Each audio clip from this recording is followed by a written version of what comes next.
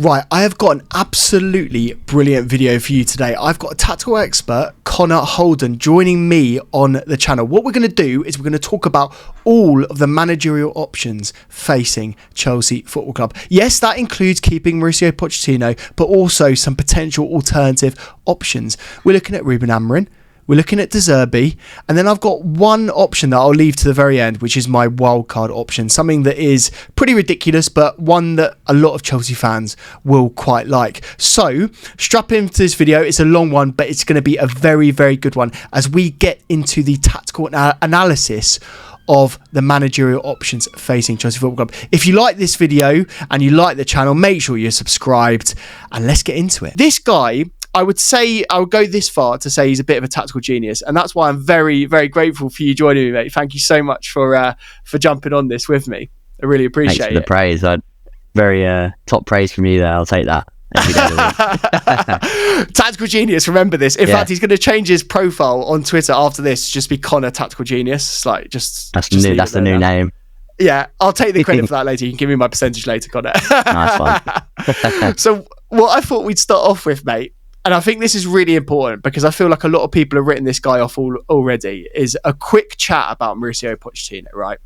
Yeah. I had a look at the data, and he's worse than Andre Villas-Boas in terms of win percentage. And that's saying something, isn't it? Yeah, so it's 46% win percentage in the league so far. We're in 11th place. It's our worst season since last season. And we've lost another cup final, and yet I'm kind of sat here now, mate, and I'm going, I might give him a bit more time. that's what I'm thinking. So I think the question I have for, I think the question I have for you is, where are you on him? How do you feel about him?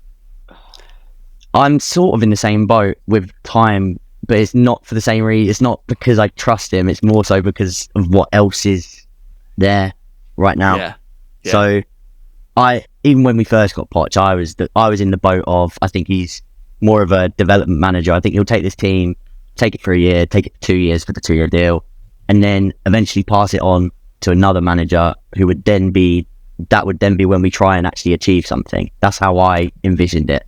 Obviously, I can't know what the board actually think, and I think that nobody does at this point.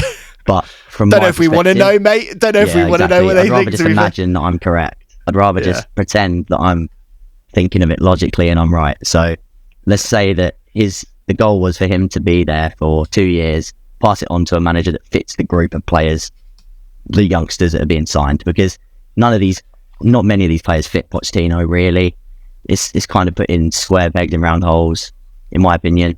So I think it was more of a time biding process so that he can do the development job of these younger players, almost be like a daycare, like just looking after the kids, and then eventually, like I say, pass it on to a different manager when they're ready to compete, I guess. But I think now the problem with that is we're getting to a point where the media are starting to creep in. Obviously, like you said, the stats aren't showing well. We're not progressing enough. Even if we was 8th or 7th, I think there'd be a lot less noise if we'd have won the cup, all these things, all these outside factors. So now I think it's almost as if our hand is being, the hand's being pulled. We almost need to make a change just to get them off our backs again. So I think, that's how I stand on him. I would get rid of him this summer purely because of the media and how it's all risen since then. But I think the initial plan of keeping him for 2 years, I didn't actually mind that, but as a lot of people did. So yeah, it's tough. It's a tough one to buckle. It's so hard. What I suppose, coming back off that then, what would he have to do in the remaining part of the season? Because I think you and I are both in agreement here, and I think a lot of Chelsea fans really are resigning ourselves to this, that he's going to be here until the end of the season, right? Yeah, and I think he should be. Yeah, I do too. So in that scenario, what does he have to do to be there for next season at the start of next year, do you think? I think Europe in any capacity. So 8th place, if that's the Conference League, or winning the FA Cup, however unlikely. But those avenues would be key. I think even getting to an FA Cup final but missing out on Europe. Say we came ninth and we got to the FA Cup final, for example, and whichever options we did go after or wanted to go after in the summer, they then say they go elsewhere. If he's then got to an FA Cup final and come ninth, I'd actually almost be inclined to keep him another year to let the market regrow in the management market, because obviously so much is going to happen this summer with like Liverpool and Barcelona, Bayern, all this. If you can get to a steadier point with him, maybe it's worth keeping him on an extra year. That is something that is possible, I think. Yeah. I think it is. And I think, do you know what? What I found very interesting about what you were saying back then was about the tactical approach and how you think the players aren't necessarily suited to his style. And I'm really interested to get into this with you because you know so much about the sort of the tactical element of the game. I look at players, right, and I look at players like Enzo and Caicedo in a double pivot in a Mauricio Pochettino system and the way that he plays them. And I'm thinking Enzo is quite high up and Caicedo is quite deep. And I find that Caicedo's getting the ball in areas where I want Enzo to pick up the ball. And Enzo is finding himself in positions where I want Caicedo, right? And that's just like one example of like one area. So like, I suppose the question to you is like, where do you think like tactically he is sort of going wrong for him at the moment? And like who is the sort of the players in the wrong positions or the sort of squares in the wrong holes? Yeah, Enzo and Caicedo definitely the main two. I think it's Enzo, when you spend so much money on these players, they're the ones that you want to get the best out of. If you're spending £100 million on Enzo, for example, you want to get the best out of his absolute top assets, which is his passing range. So the first thing you want to be doing is putting him in positions to succeed with that passing range. And I think having him higher up the pitch doesn't allow him to fully expand on that and get enough touches on the ball to make those long passes that he's so good at. Like when he does drop in on his own accord, some people think that it might not even be Pochettino saying. Some people think he just sometimes comes and drops in because he wants to get on the ball. That's actually when we start to play and it looks a little bit more fluid and we start to progress through the lines a bit better because that's what he's good at. But I do think that Poch is maybe moving him forward because he also just trusts his technical ability further forward than he does other players. So it's almost sometimes as if he wants Enzo to do both, but he didn't have two Enzos. He would like Enzo to be passing through the lines and receiving through the lines, but it's not possible. You don't have two of them. So yeah, it feels like he's sacrificing that a little bit. Yeah. And I do think the space in between them two is a massive issue, but I think a lot of people have pointed that one out. I think a lot of people can see that. And with like the whole Caicedo maybe being in the wrong position, feel like you'd want Enzo collecting the ball. I think because we don't really have another natural six, Caicedo is like our most defensive midfielder. He's the guy who has to recover the ball. So if the ball does break, he's that natural rest defender. So I think if you had Enzo doing that instead, then we'd be even more susceptible to counter-attack. So I'd say them two just don't fit what he wants to do, mainly just because of the rest defence. I think the Caicedo has to stay in that role to be ready to turn the ball back over. If the ball does turn over, he needs to be the one to defend the counter-attack, essentially. So I just think in a different system, those two you'd be able to get a better tune out of those two in a different type of system with a bit more protection behind them and a bit of a different feel to it than what Pochettino wants to do. So they're definitely the major two square peg and round hole situations, in my opinion. Yeah, I totally agree, mate. And the way that I was thinking about this the other day, and especially when I was watching your amazing videos, and by the way, they're linked in the description on some of the potential options that we're going to get into. So bear in mind, wait for that. But I was looking at some of the potential options and you go, maybe the back five system actually is the way to go. And he's got a lot of grief, hasn't he, about his setup against Brentford with the five at the back system, hasn't he? But actually, if you think about it, and I'm really interested to see what your perspective is on it, do we have a squad that's actually set up for a back five? I think it would take a tweak or two, but I do think it could do it. I do. Like, we've still got that sort of wing back style in our club because we've come from that already. So like Chilwell and Reece, they came from that sort of system under Tuchel and like beforehand. So they've done that. I also think someone like Gusto could perfectly suit right wing back. The centre back, you'd probably need to bring another one in because you've got Silva who's going, Chalobah who again might be sold, but we don't know, financial fair play.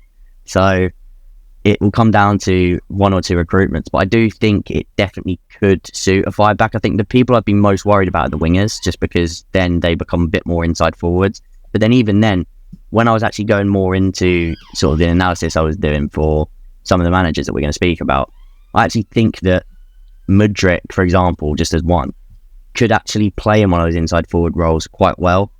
Initially, I didn't think he could, but the more I've looked at it and the more I've thought about it, I actually think he could adapt quite well to being a little bit more like inside. And obviously, we saw him against Leeds in the 10, and I thought he was superb in that game. I thought that's one of his best games I've seen him play for us personally. So yeah, I totally agree. And look, a lot of people now are sort of yearning out for him to play in that position more often. And like he's in my starting 11 against Newcastle. So I just think now that, again, like you say about media and fan pressure on Pochettino as a whole, I think some of these player decisions, he's going to be under a lot of pressure to do them. And to be fair to him, he's kind of stuck by his own guns for a lot of this time. I totally agree though. I think in some of the profiles that we've signed, some of the players that we've been looking at in the wing positions, if you look at Angelo on loan, even Madueke, mate, I think Madueke can do quite a good job as a sort of an inside forward as well. Cole Palmer's been playing as a winger. Quite frankly, I think his best role is as a 10. Don't know what you think about that as well. I'd say a hybrid between the two is best, which an inside forward pretty much is. That's literally the job description of an inside forward, isn't it? Exactly. And then you think about even like you made a really good point in your video as well about like players like Jackson. Jackson again he's an inside forward. Really, he wants to be playing off a number 9 as well. So like, mate, that like we always get banter about saying squad profile rather than just squad, but squad profile wise, like it kind of works. Like inside forwards are kind of the way to go. And actually, there was a lot of stuff before the season about how Pochettino did want to play with inside forwards when you're looking at his Spurs setup. Like apparently inside forwards were the way to go. But I feel like even though they are inverting, I feel like they are quite wingers. Like when you look at it on the pitch, like they are still quite high and wide. And so it's going to be interesting how he progresses his own system, mate. And this is a question that I want to ask you as well. Is like when we're looking forward now, and bear in mind maybe he does only have a few months left in his time at Chelsea, but like, do you think one, that he's progressed this year, that there has been a progression and a tactical improvement and players have improved, and two, do you think that will get better until the end of the season, or is it one of those things where actually this is one of his biggest weaknesses in that it kind of has stayed the same, you know, throughout the entire season so far? What do you think? I think if anything, I'd actually maybe edge towards it's got worse. I think that first game against Liverpool, obviously pre-season was really good, but I'm not going to go off pre-season because I think that's like, it's not really a clever thing to go off of. But Liverpool, especially that first game of the season, I actually thought we were very good. I thought we deserved that win personally. I know we drew, but I thought we were the better of the sides. I personally was really happy with that performance.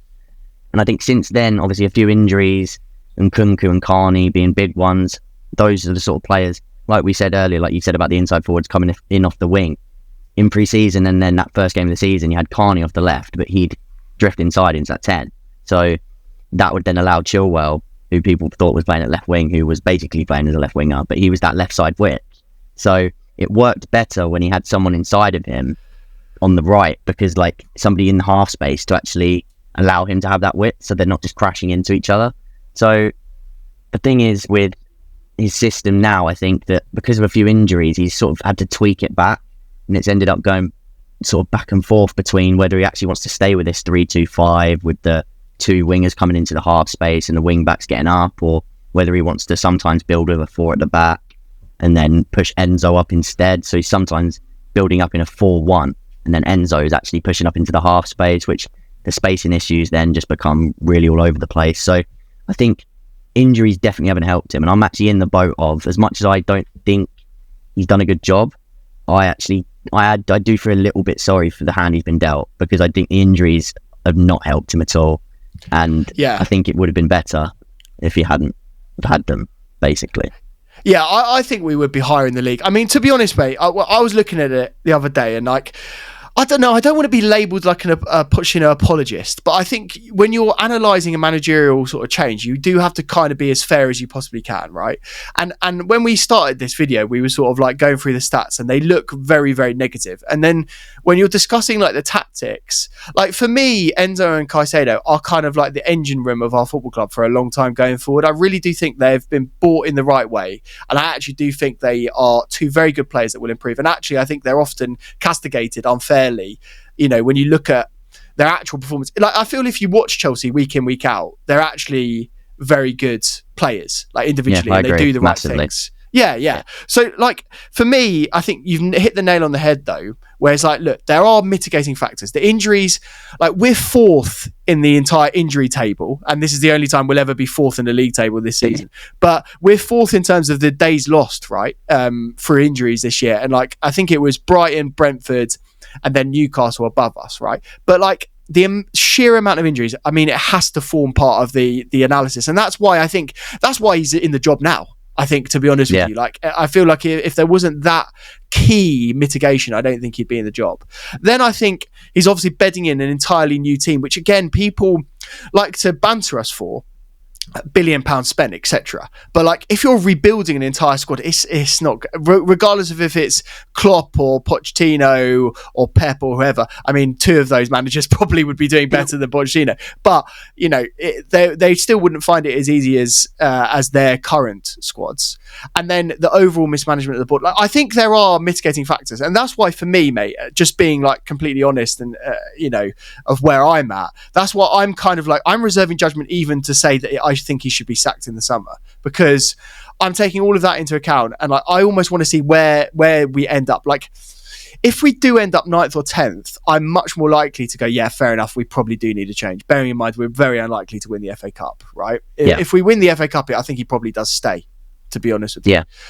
So I think I was looking at it, and this is where I want to now go on to like potential other options, because I was sort of looking at it and I was sort of going, 10 wins we got 11 wins we got all last season. That was I could, do you know what, I looked at that and I was like, what, how is that even possible? It doesn't feel real, does it? It doesn't. And we're already at 10 this year, and bear in mind, I think if we'd only hit 11 again this year, we'd probably be relegated. So the fact is we have to be progressing. But like, for me, I think if he does finish like 6th or 7th is feasible, isn't it? Maybe it's hopeful, but it's feasible. If he finishes there's a possibility. But with all that being said, I think you've done the right thing and you've started looking at alternative options, because it's probably likely, I would say more likely than not now, that we're going to be looking for a new manager. And even though I don't want to necessarily believe that, and I want to try and give him time, and you also have said very clear that you want to give him time, I think we should look at some options, right? And so what we're going to do is we're going to sort of break down now, go through some potential routes to basically save Chelsea Football Club, right? And we're going to look at it from a data perspective and from your tactical analysis. And I really loved the video that you did on the first guy that we need to talk about, which is Amorim. And now we're going to talk about Amorim and we're going to talk about the Zerbi, because I think out of the entire options, I'll show on screen right now the sort of the potential options. I see those as the sort of the two most likely guys to take over. I think the only one that was above them in sort of the managerial odds is sort of like Hansi Flick and Miguel from Girona. Those are the sort of the two options that are in between those guys. Hansi is the favourite. In terms of those guys, do you think those are the two, and when I say that, Amorim and Zerbi, do you think they're the two most likely options? And why are you then ruling out people like Flick and Miguel and some other options on that list? I would say they're the two most likely, and I would like the two best in my opinion if you're going to change. But I also think that someone like Flick, it's not impossible, but for me, I'm not. I see a lot of people liking the idea of Flick. I'm not sold on it personally. I'm not. Me either. But yeah, I think Amorim and Zerbi, they're very different, but they're definitely the two that if you're going to make that move, they seem like they're the two routes that we'd probably go down. Yeah, I like that. Right, so we're going to go through those two options, and if you stick around to the end, we're also going to throw a very much a wild card option in there, because I can't see it happening. But if it does happen, I think a lot of Chelsea fans will be very, very happy. So the first one let's talk about is Amorim, right? I've heard so much about this guy. You've talked about this guy. I see it all over your Twitter timeline. And by the way, if you don't subscribe to Connor, both on YouTube and on Twitter, you need to get on it, because this guy is absolutely brilliant. So the YouTube channel and the Twitter link will be in the description. So I watched your video on Amorim and I found it really interesting. One, because you described him as basically a Mark II special one, didn't you? I did. Yeah. Is that too early to say, first of all? Yes, very early to say. It was almost one of those I need a title type things. Yeah. But I also do slightly believe it, but it's one of those I wouldn't proclaim it that loudly. It's more of it's a good title, and it has been said. So it's not something that I'm just completely bringing out the blue. But I do. There's definitely traits. Yeah. So the reason why people are calling him that, obviously beyond just the bare tactics, is did he intern under Jose Mourinho, or has he got some connection to Jose? Explain that to me. Yeah. So just before he got into management, he did his internship under Mourinho. I think it was him and 3 others, or it was either him and 3 others, or he was one of 3 that interned under Mourinho. So a lot of his game was based around that. Obviously, he learned a lot from him. And then since then, he's gone on to sort of add his own aspects. So you can definitely see the Mourinho type in him, and he's learned a lot from him. I'm not sure to what degree that was, but I've seen and researched the bits that he was interned under him. So I thought that was really interesting. I thought that was, and when you hear that, mate, I know the people watching right now, they'll go immediately that's a plus for him. He's already basically got a blue tick, amongst Chelsea fans for that. I think I was looking at the stats, right? And yes, he's a tactician. He's got a 70% win ratio in his entire managerial career in Portugal. So obviously unbelievable. He was a midfielder. He played for Portugal 19 times, but he's only 39, isn't he? He's still a pretty young guy. And obviously, in terms of management, obviously started him, known really, I should say, for Braga and now Sporting. And obviously as Chelsea, we've got this connection to Sporting in that we try to buy the football club recently. So there's weird connections going on left, right and centre, isn't there? So I suppose the question I have for you is, how the hell and how is he setting up his team to get those kind of win ratios? It's pretty unheard of for a manager as young as him to be smashing it in the way that he is. And that's probably why people are talking him up so much. So yeah, mate, how's he set up his teams basically?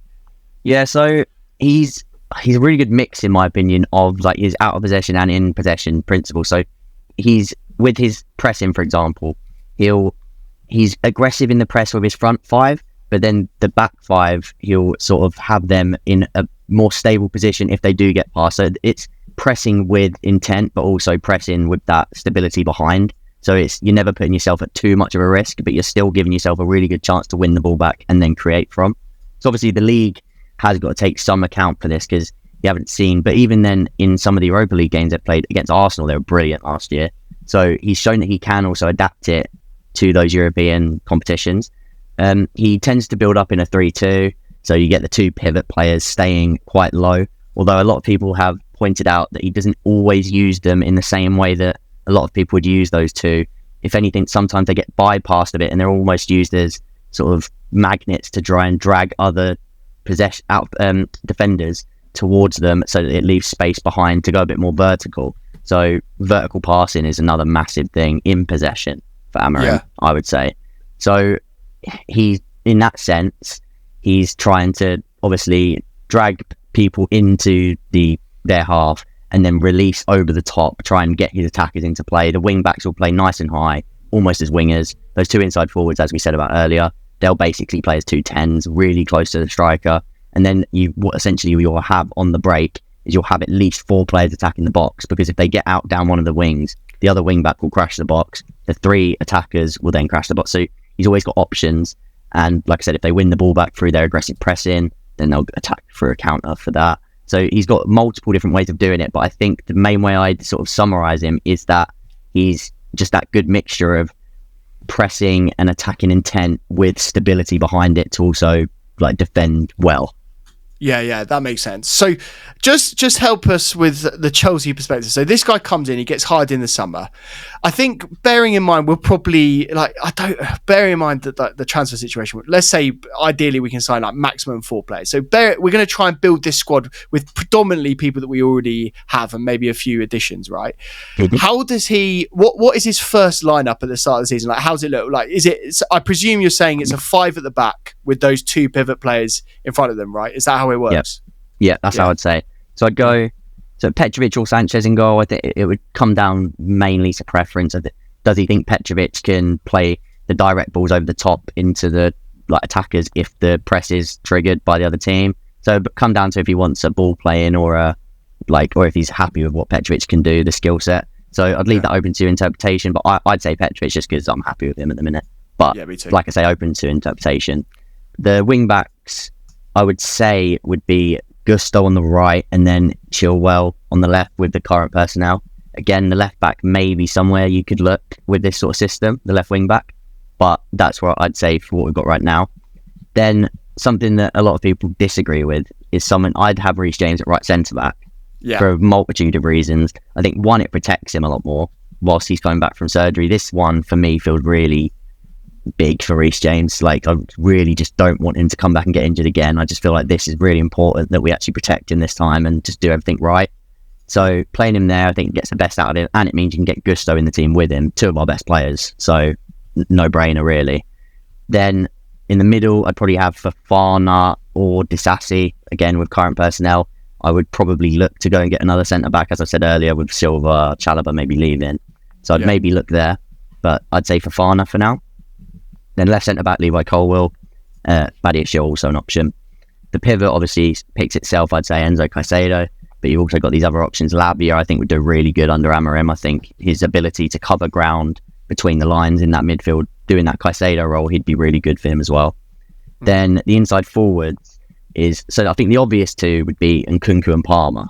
But I think, as I said earlier to you, Mudryk, I think would actually be really good on that left inside forward role, because I think having him closer to the box, he's actually a really good ball striker. I don't think many people give him the credit he deserves for that. The actual way he strikes a ball is really good. So having him in and around the box, playing off of a striker, nipping onto balls with that speed that he's got, any loose balls he'll get onto, even if it's just winning fouls high up the pitch by getting onto these loose balls. I think he'd actually be really good playing around a number 9 just off of them. So he could definitely play there. So say Palmer and Nkunku/Mudryk. And then through the middle, Jackson, I think, could very much be a Gaio Keres or Gyökeres kind of option through the middle. Again, that's another massive area where we could see someone come through the door. There's all these talks about your Osimhen's, there's all these players like Gyökeres, all these people that could come through the door. But as you said, playing personnel right now, I actually think Jackson holds a lot of the same assets as Gyökeres does for Sporting. I think he can do a lot of the same things, run the channels, protect the ball. I think what he does lack is just that finishing that Gyökeres has actually added to his game now, because that's experience. Jackson's young. I think it's his first season in the Premier League, and I actually don't think he's done too badly. So that's how I would personally say that the first lineup would look under Amorim. Don't know if you agree. No, I really like it. I think the one that... I mean, firstly, I'm very happy you mentioned Mykhailo Mudryk being in the team. Obviously, I'm a massive Mykhailo Mudryk fan, so you've won brownie points with me for that already. I just love this guy so much. And it's so funny, mate. There's so many people saying that he's technically amazing. Arsenal wanted him. He's a very sought-after player, and yet kind of massively maligned under Pochettino. Maybe protected would be the kind way of saying it. Do you know what I mean? Yeah. So I'm glad that he sort of features in the team. But that's obvious. The one that I am interested to talk about and just spend a couple of minutes on is Reece James, because for me, I think the right back, right wing back role for Reece James is something that I am scared about in the future, purely because of those hamstrings. I think as you will always say, the sort of the short, intense burst that he's going to have to be doing up and down those wings are something that basically are hamstring killers. And it's interesting, mate. I don't hear a lot of people. I wonder what you think. I don't hear a lot of people talking about him as a sort of a DM anymore. And bear in mind, went to Wigan, was player of the season in the Championship as a DM.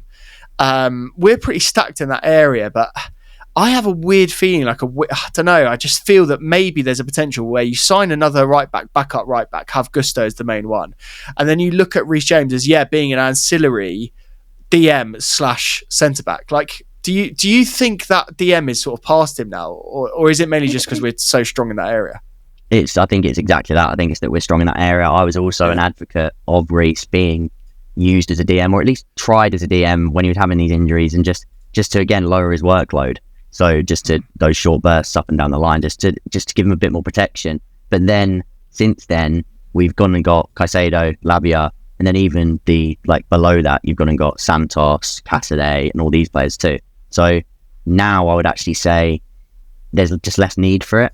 But again, his skill set does suit it. He's got the skill set. His passing range is brilliant. He's really secure on the ball, doesn't rush. His timing on the ball is just perfect. I definitely think he could do a role there. The other question would be, is maybe from right centre back, like you said, maybe he can do that even better, because then you can still have Caicedo and Enzo in front of him, or even at right back in a different system, talking like the modern day inverted right back into midfield. Yeah, that's also something he could do really well, I think. So, and this is where I suppose the 3 at the back, 5 at the back, whatever you want to call it, system really does work, in that those players can step out. I mean, we've been saying this, that we want Colwill to step out and make those runs like he did with Brighton, just even passing just from that position. So maybe the benefit of working with someone like Amorim is the fact that those 2 players can be a little bit more free and a bit more advanced. I mean, that's when you then have to have some tactical integrity with Caicedo dropping in and that sort of thing. But I feel like he can do that quite well as well. So, mate, so far, you've got me quite excited about this guy. I suppose we got to look at the sort of the cons of it. Yeah, he's a bit of an unknown in the Premier League, right? And still quite a young manager. So I suppose why I've been quite bullish on Pochettino so far, and why I wouldn't necessarily sack him now, and I definitely think about it in great detail in the summer, is because this feels a bit of a gamble. How do you weigh it up in terms of like gambling on a new young manager with such amazing potential and think he's a really good guy, versus someone that you know what he's going to do and what to expect, and also Premier League proven in quite a significant way? Obviously not necessarily won a lot, but proven in the Premier League. How do you sort of weigh up those sort of gambles? Like, who do you think is the bigger gamble? Yeah, I definitely agree. I think Amorim is the bigger gamble. I think, because you're gambling on a new manager coming in. Some Chelsea fans might not like the idea, so then instantly they're not on board. They don't think he's the right guy to take over. You've already lost them. Then you've got the fact that he is young. He might take a bit of time to implement a system. This injuries might take some time. Like, similar to Pochettino, he's had to come in. He's had to implement new things. This takes time. The group is young still, because again, I think we're basically making a move. If we make a move in the summer, we're essentially doing it a year ahead of schedule in my mind. I think it should have been next summer after. So you're giving this new manager, say Amorim does join, a group that essentially isn't ready.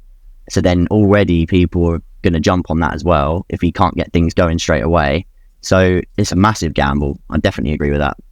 I like Amorim, but I definitely think it'd be silly to say it's anything but a gamble at this point.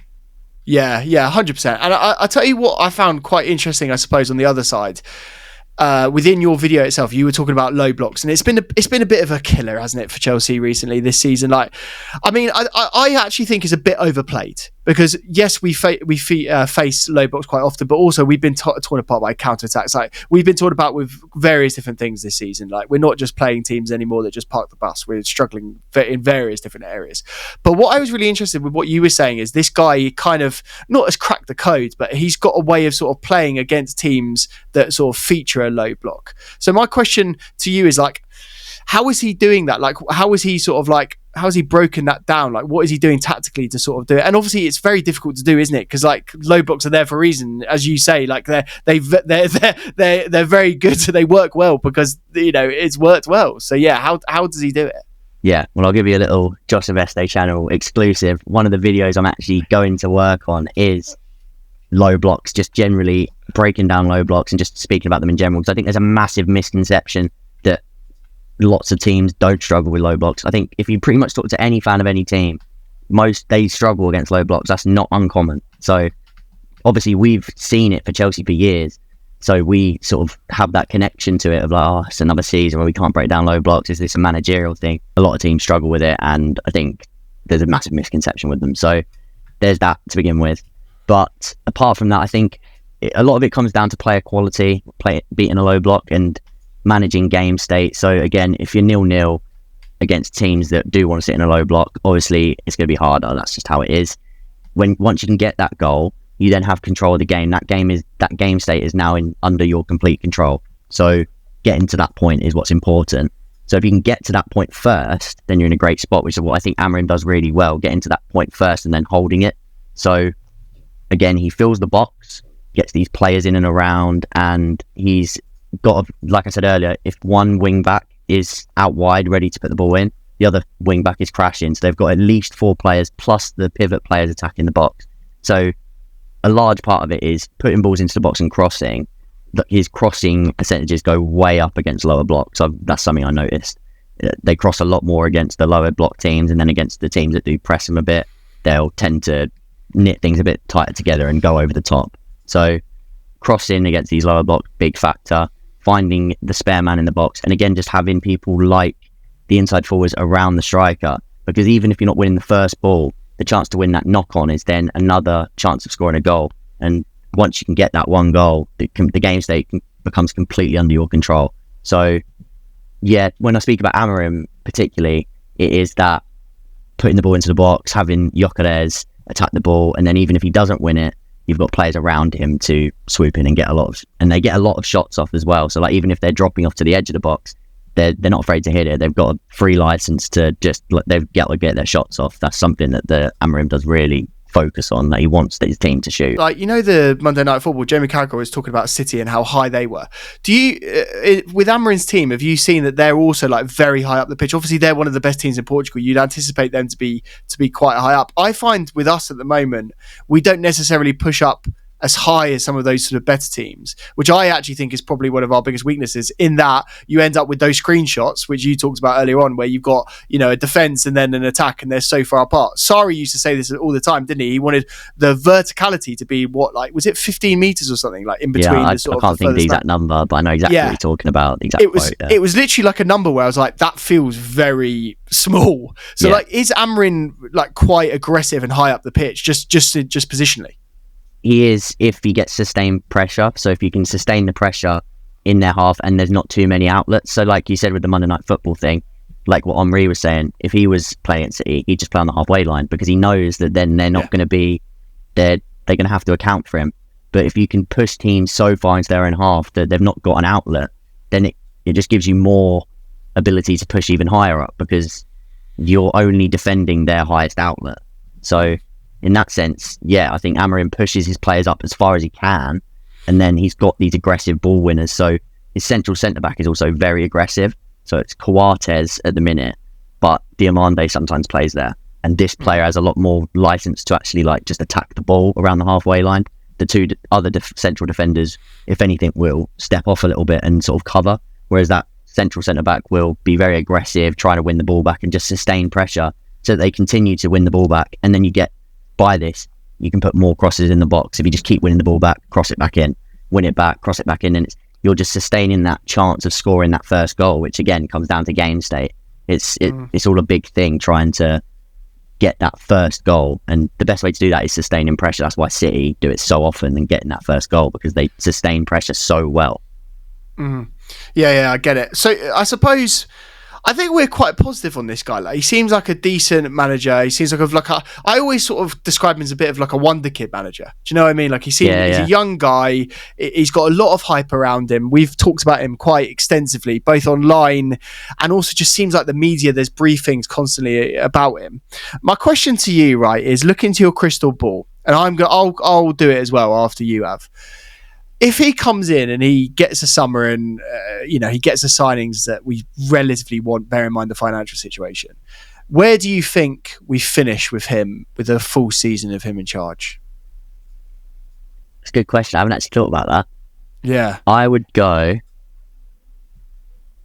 first season, I'll say. First season. 6. Yeah. I think that's fair. I personally think that we're going to have another season around the 6th position. I would go. So do I. I think to be honest with you, I think we were all very positive before the start of last season because there was this new squad that were being built. There was a lot of positivity, new manager, bounce, etc. And I just think we maybe jumped the gun in terms of the progression that we thought we were going to see. And Petr said it really well, didn't he? He said that we would. I think he said 6th, 4th, and then challenging for the title. I think that was his rough progression when he was talking in the Monday Night Football. So I think that would be realistic. And I think what the general point that I'm coming to is that really you and I are probably saying that's better than what Pochettino would do, probably.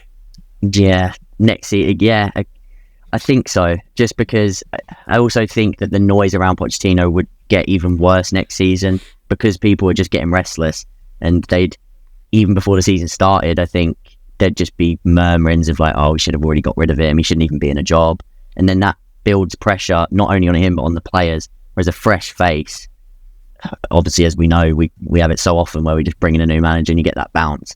But at least it would mean that the players don't have that pressure to start the season as well. But I definitely don't think it's going to be plain sailing next year either, because like I said earlier, I think the schedule never meant for next season to be that. I think they've always planned on the season after that being when they actually feel this squad can take its big step, if that's the word. So from development to challenging for a title or challenging for top 4, challenging for trophies, etc. So that's probably my brief summary of that. Yeah, that makes sense. Right, so general summary, we like him, we think he's a good option, and we think potentially he would be better than Pochettino, which is I think it's just mad to say now. Like it's crazy that we're even saying that, but very interesting. You've got a full video on him. I'll link that in the description for everyone to watch. There's way more detail than we've been able to go to in this, so definitely watch that. What I'd also say, by the way, is all of the stats that we're doing, all of the lineups that we're showing you now, are all through SofaScore, and there's also a link in the description to download SofaScore and the SofaScore app. So if you do want to check that out, just click the link in the description. I love that system. It's where I get all my average positions from, where I get all the lineups from. It's obviously got all of the SofaScore ratings, all of the stats. We use that all the time. Like I'm on SofaScore, the app, all the time. So definitely check that out. And you should definitely check it out in relation to our next guy that we've got to talk about, which unfortunately is another Brighton reject. No, we shouldn't say it like that, because Brighton are a better football club than us at the moment by an absolute mile. But you, again, did another video on this guy that I've just watched. Obviously, we're talking about Zerbi here.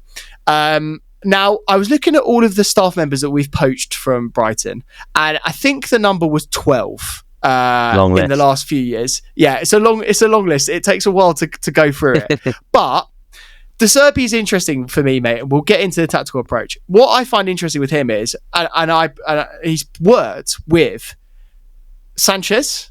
He's worked with Caicedo, Colwill. He's worked with Stanley at Brighton as well. Obviously, this new recruitment guy that we've got, Paul Jewell, I think there was some crossover in there as well. So he's worked with all of these guys, and he's worked with Mudryk in Shakhtar as well. Yeah. So this feels to me, for several reasons, bearing in mind the connection with Brighton. We like this guy. He's a very well-respected manager. Let's be honest, a lot of teams are going to be after him. He's worked with a lot of people that we've already worked with. It feels to me like this one maybe is even more likely than Amorim, just based on that. There's so many sort of like connections between Chelsea, Brighton, players, staff, that sort of thing. So my initial question is, how do you feel about making another acquisition from Brighton?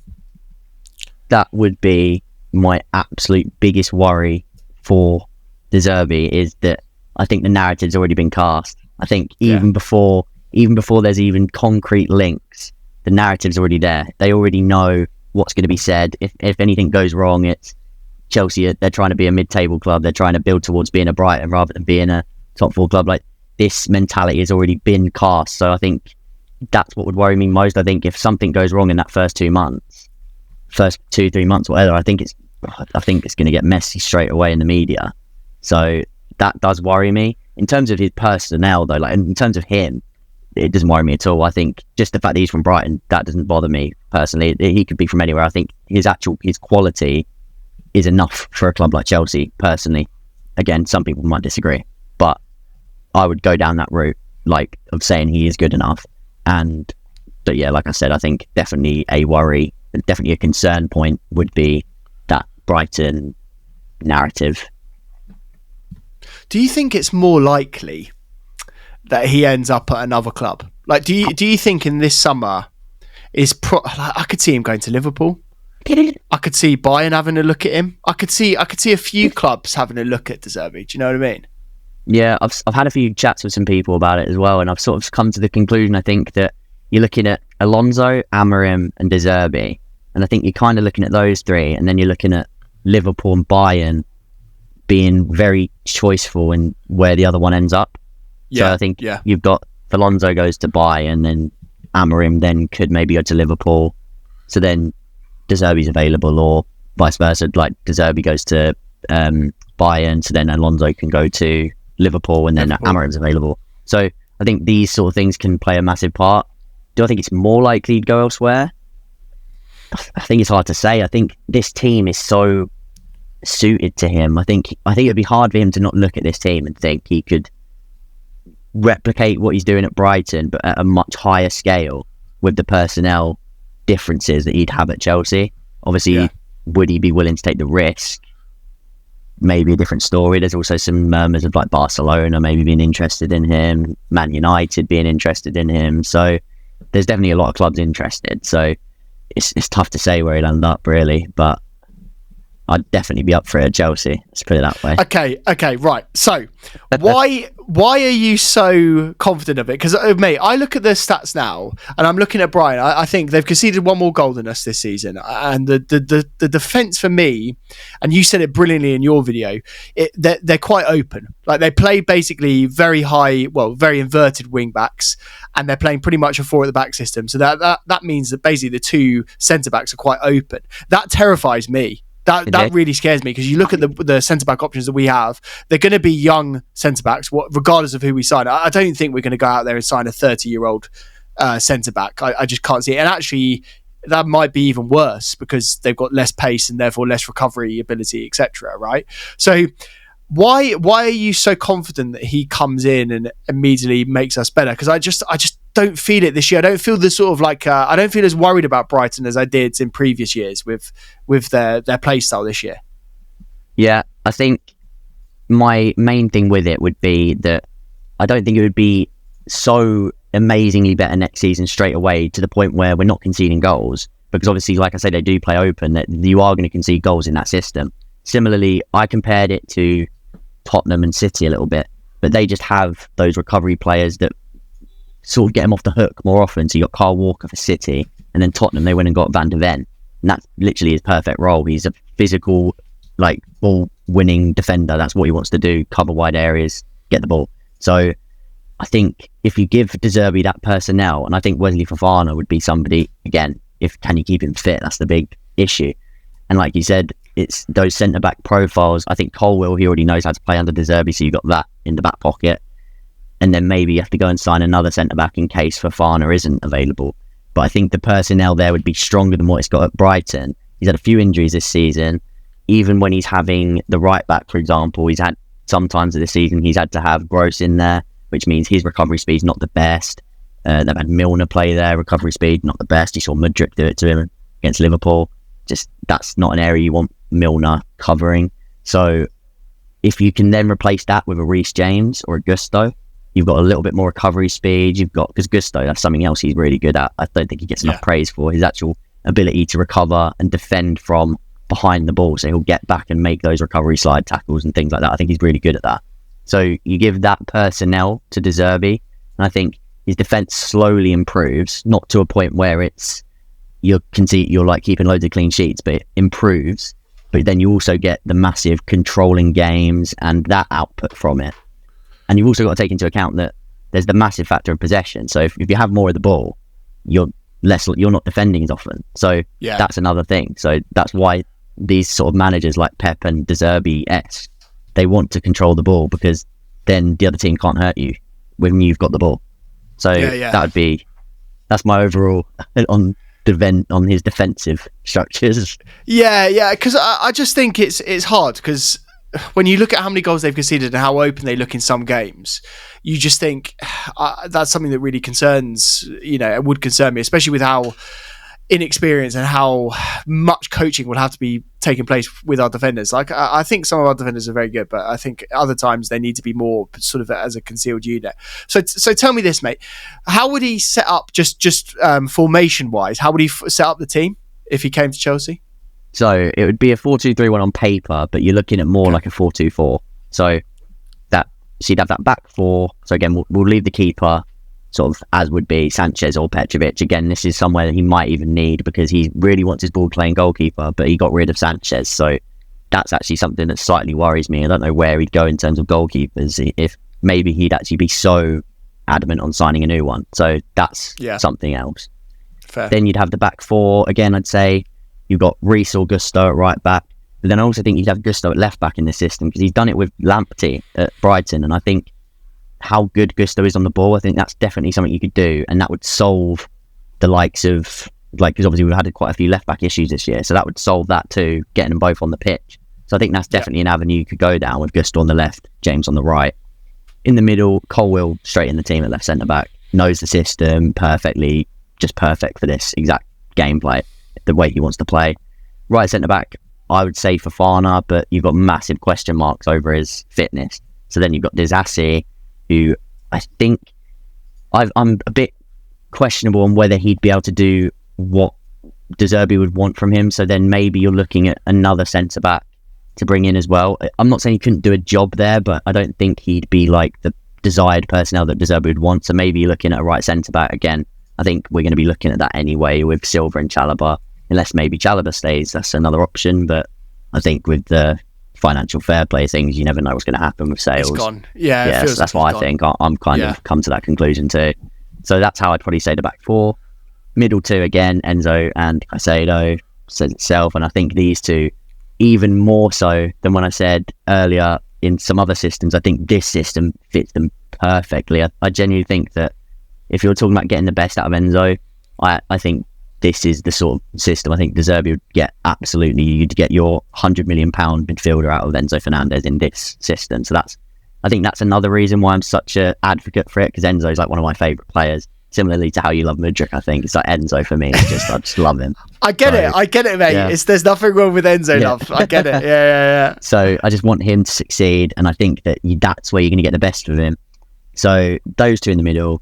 Then I think again, De Zerbi, I think would get the best out of Mudryk. So he'd also be on the team. I think he'd play on the left.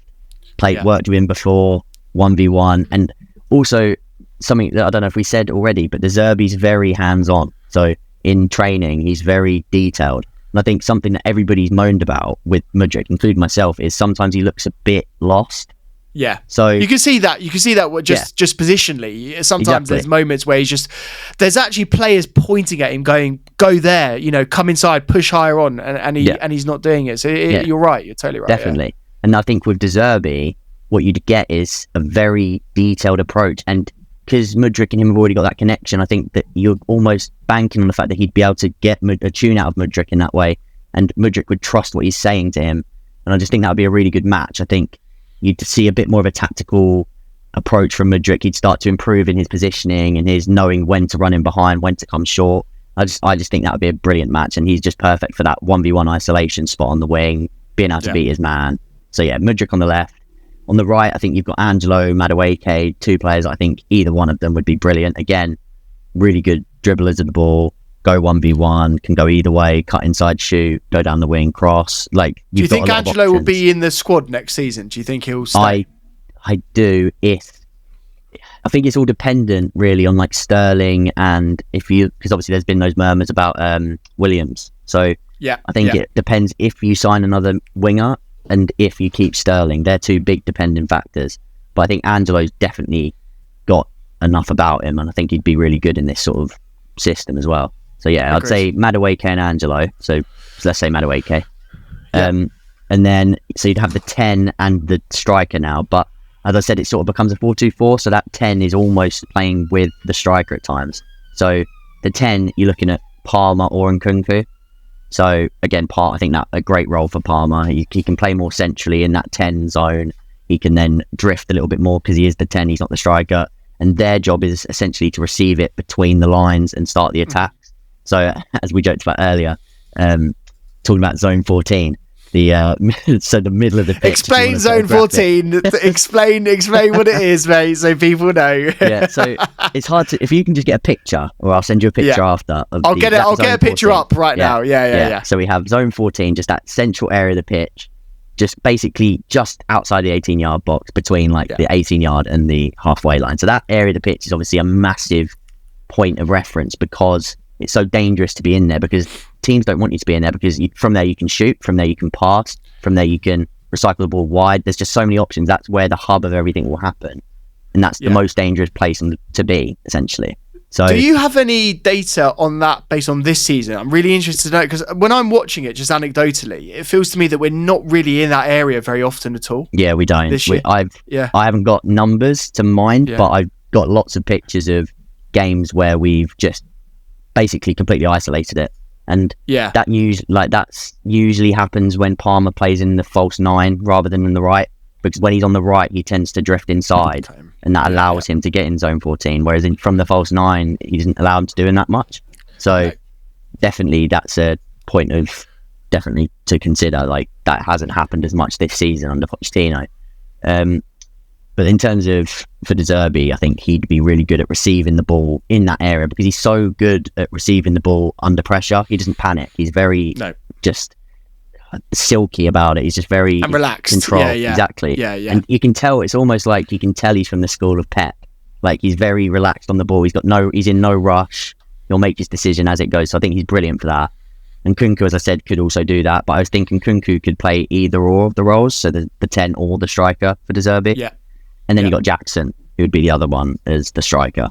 Again, this is if you go and sign it. You could always say that we're going to go and get a striker, but if we take that off the table, Jackson I still think would do really well. I compared in the video that I did him to Danny Welbeck stats-wise, and they're not too dissimilar in what they do. So they drop in to receive the ball. Jackson is quite good at receiving the ball in that area a lot of times. That's actually probably what he's best at. A lot of people give him his praise for that, receiving with his back to goal and being able to turn and progress play on the turn, basically. So that's something he can definitely do, dropping in deep and receiving, and then from there he can go and attack. So it was receiving the ball between the lines. He ranks fairly similarly to Welbeck in that sense, and as I think just the eye test tells you that he is capable of doing that. He's not one of those strikers that doesn't want the ball. He is quite because obviously we've seen him off the wing. He's quite comfortable with the ball at his feet. So that's probably more comfortable than in behind. I'd agree. Prefer to run onto defenders. Yeah, absolutely. Yeah. So that would be a vague 4-2-4 type that I would say you'd be looking at without signings. Obviously, you could put a couple in there, but that's with the squad we've got now. That's probably where I'd go. What do you think the biggest the weaknesses that he has in that system? Where do you think that sort of falls apart? Because it sounds to me like it will work well. I don't feel like we need to strengthen massively to make that system work. There's a few, for me, probably number 9, but Jackson could play there. Then there's also a centre back issue that we probably need to strengthen. The midfield seems fine. I mean, I could see them having a bit of an issue with left back, but as you say, if Gusto can go over there, Cucurella maybe stays, and then Chilwell maybe goes. For me, the more and more I hear about these potential managerial options, the less and less likely I am to think that Chilwell's got a long-term future at Chelsea. Bearing in mind all of these tactical sort of innovations, are just, especially with the injury again, it's just scary. So where do you think, it's a joke, isn't it? Where do you think the sort of the weaknesses are in that system? It's I think, as we touched on earlier, really, it is that channel ball in behind. It's that it's where those inverted fullbacks, because so when you're in possession and it's a bit more sustained up the pitch, so obviously Brighton are known for baiting the press. They bring players back. That's when they've got the 2 pivot players and the back 4 all playing as a 6 basically to progress the ball. But when they are against teams that essentially playing a lower block, they will push Gross, for example, from the pivot up. So sort of what Pochettino does with Enzo. Enzo goes up, but they've already broke the lines, so it's not as important because it's not really in that first phase of build up anymore. It's now that second phase, and you're starting to progress into the opponent's third. So that's when it looks a bit more like a 2-3 with the two centre backs, one of the pivot players, and then the two inverted fullbacks either side. So that is the like rest defence that you'd call it, with those three and the two. So then obviously, like City as well, this is another thing they struggle with, is those balls clipped into the channels. You're asking the centre back to cover that zone because the fullback's now out of position, and if their other team have got quick wingers, then that's when they're going to get in. And this has happened against Luton for Brighton. This happened against West Ham with Antonio running the channels for Brighton, or for West Ham against Brighton. This happened again against Roma. Lukaku ran the channel, beat Dunk. This happened the other day, and obviously they lost 4-0. So a lot of these big losses do come from those mistakes being made when the ball goes into that channel. So this is why, again, I come down to the thing of personnel being a massive factor. Because with City, you've got Kyle Walker, and he very rarely makes recovery mistakes. He's very good. That's one of the best assets of his game. So, again, it's high risk, high reward. But if you put people in the position to achieve in a system, then they'll do well. So, for Chelsea, Fofana could do this job, but is he going to be fit? Reece could probably do this job really well. Is he protected enough? Is he going to be fit? So, my biggest worries generally and weaknesses would be the channels and just getting caught on the break. So I basically think that it's whether we can afford to play this way with the personnel that we have. So Fofana and Reece, if they get injured, who we got. So it would come down to, are you going to recruit these players that can do this recovery job? Like, again, I refer to Tottenham, much I dislike speaking about how they're doing and Mickey van de Ven was perfect recruitment for them because he suits that perfectly. So if you could go and get a player like that, or Fofana, who is that sort of player, if you can keep him fit, then you've got a good recipe for success in that sense. If you can't, then it becomes a bit worrying. So there's definitely worries about that, would be my main source of worry for that. Yeah, got it. I think overall, there's a school of thought with Zerbi where people think he might be slightly overhyped, but I think based on like what you've been saying about his tactical system and how. But I do think Brighton have been fairly harshly done by. Do you know what I mean? Like, we've gutted their entire managerial squad. We've gutted a lot of their very, very good players. Caicedo was so important for them, and again would be massively important if De Zerbi did take the reins at Chelsea. I do think they're harshly done by, and he is working basically with one arm tied behind his back, isn't he? Really, at Brighton this season, still got them in the top half, still above us in the league.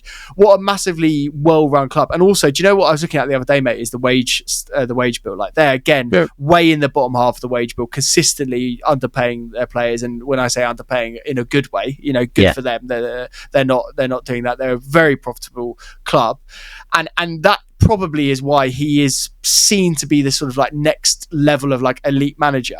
I have a weird feeling that De Zerbi ends up like replacing Pep, or do you know what I mean? Like taking like and also, as you say, the Barcelona job or whatever it is. Like, I have a weird feeling that he's sort of going to hold out for a role of that caliber.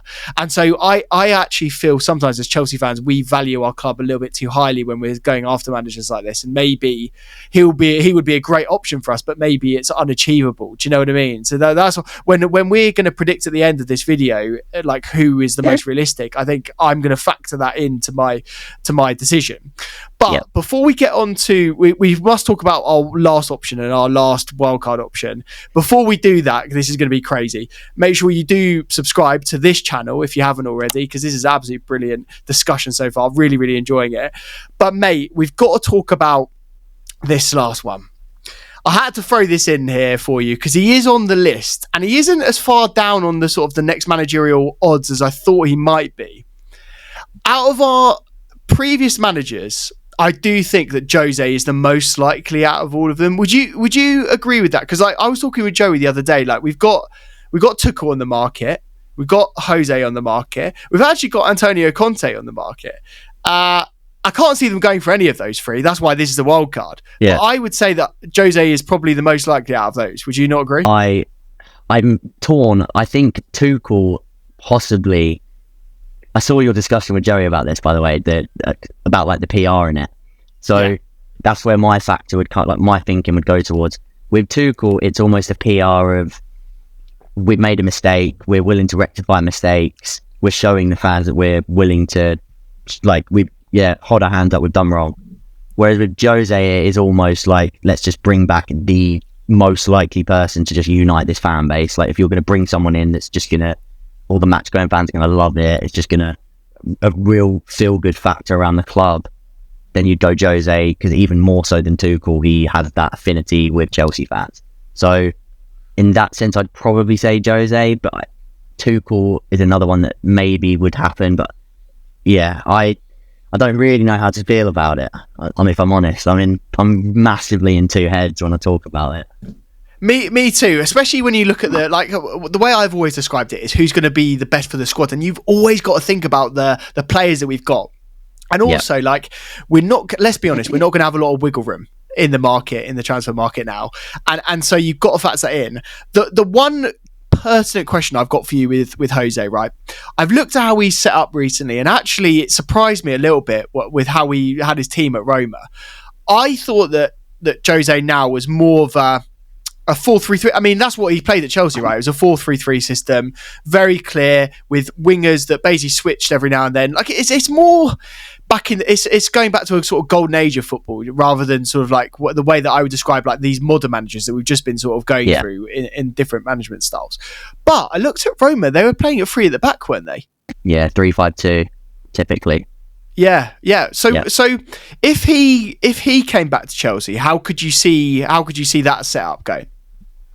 So I think this would be where, if you're gonna go down the route of a Jose, I'll throw it out there straight away. I think somebody that you keep as well, if you're going for this PR route, is Gallagher. So I think he would play a massive part in this too. He just fits like that bill as well, like intense, would fight for the badge, just that fight and grit. So them two as a pair, I think, would be very important. So I'd go down the route of, again, goalkeeper, let's just say Petrovic, because again, ball playing goalkeeper won't be as important, so Petrovic would be fine there. The 3 centre-backs, he'd have probably wanted Silva in the middle still. True. But now maybe a Disassi in the middle, with Reece or Fofana at right centre-back, Colwell or Badiashile at left centre-back. Wing-backs, I think he'd like Chilwell at left wing-back, and I think he'd like Gusto at right wing-back. I think that's very simple. I think those two would do the perfect job for him, pretty much, up and down, just do both, contribute to both assets of play. Yeah. The middle two, I still think you just go with Enzo and Caicedo. The money's been spent there, and I think they're just too good not to anyway. Like, even if take the money aside, they're class, so they're the two that you put in alongside Gallagher, who I would have as the third one in there. You could also have then like a Carney. So this is usually that player that's going to push forward. So you'd have like a Chukwuemeka or a Gallagher, who I think would be the key for that. He can box the box, run in, attack in the box, but also just being intense in the middle and just having that grit and determination to win the ball back. And then the two up front, you'd basically want your Jackson or your like new signing, like new big striker signing, to be almost your hold-up player. So you had Lukaku at Roma, and then you've got a bit more leeway on the other one to be a bit more creative and playing off. So Palmer and Nkunku. So similar to when we spoke earlier about the inside forwards and how maybe in the 10 under the Zerbi you'd see Nkunku or Palmer. Similarly there, I think you'd see a similar 2 up front where you have the 10 as the more creative outlet, and then the like in behind striker number 9 who's willing to run, willing to hold the ball up and just be a bit more of a brute, really. Yeah. I just feel so weird talking about Jose with a 5 at the back. It just doesn't. There's something about it just doesn't feel right. Like I think in a weird way, I completely get your setup, but in a weird way, I could see him just going back to that sort of 4-3-3, 4-2-3. Well, I could see him actually rotating based on the squad. The key thing that I think that I just lose it with Jose, I just don't think is actually going to happen. It's purely because I don't get the fact that he's just going to come in and not kick the bucket around. Like I could see him going, I want this player. It has to be this guy. It has to be an experienced centre back. We have to have someone of Osimhen's level up front. And just in the situation that we're in, it just feels difficult. So like, I love the idea of it. Like, as you say, the sort of the PR element of it, the sort of the beauty of bringing Jose back. It would unite the fan base, which are definitely disparate at the moment. But I wouldn't say we're sort of, I think we're more apathetic at the moment as opposed to revolutionary. Do you know what I mean? Like, we're not sort of ripping up Stamford Bridge, furious of the board, although that is building, absolutely. But I just think with him, I get the sort of the sentiment. I just don't know if it then bleeds into reality, is what I'm generally thinking with him. But I love that it's sort of a consideration. And I have to say, like I said, I was surprised that it was so likely in the bookies odds. But there is something about that. It was interesting, mate. I don't know if you saw this. There was a quote the other day of him sort of talking to someone. Someone sort of anecdotally just asked him, would you ever come back? And he just said that sort of era of Chelsea is not the same era that I left it. And I thought that was very telling, actually, with the fact of, the era has gone and the people that would have potentially brought him back quite happily might not even consider him as an option now. So for me, sort of just looking at that as an option, that feels like it's a bit of a nail in the coffin. Yeah. Let's summarise it, mate. We've analysed sort of 3 managers, and I think we've only had time to do that with 3 because we've tried to go into pretty good detail with all of them. There are other options. What I would say and ask you, for the first game of the season, who do you reckon is going to be the manager of Chelsea Football Club next season? It's so difficult, isn't it? It is. Because I think so much of it comes down to what other teams do. Yeah, is why shall I give my one, mate? You're gonna laugh at me about this, but I honestly do think it's similar to what I think. Yeah, I kind of think this too. I'm 60-40, leaning towards thinking not what I would do, but what I think may happen.